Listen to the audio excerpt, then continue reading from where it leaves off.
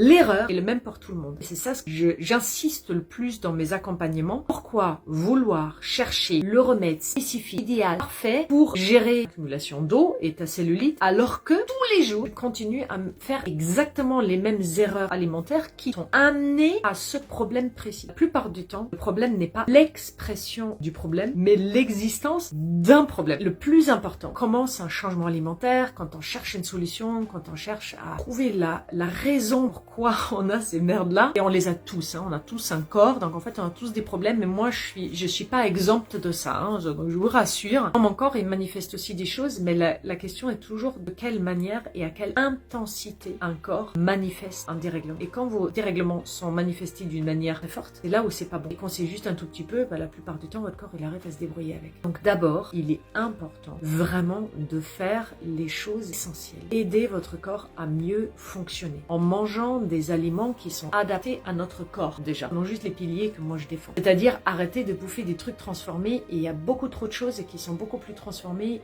qu'on ne le croit. Par exemple un légume frais congelé par exemple, et a priori un bon aliment. Non, en fait non, on utilise des agents de congélation. Donc en fait beaucoup de légumes congelés sont déjà été traités chimiquement avec des produits qu'on appelle pour le coup pas des additifs alimentaires mais des auxiliaires techniques.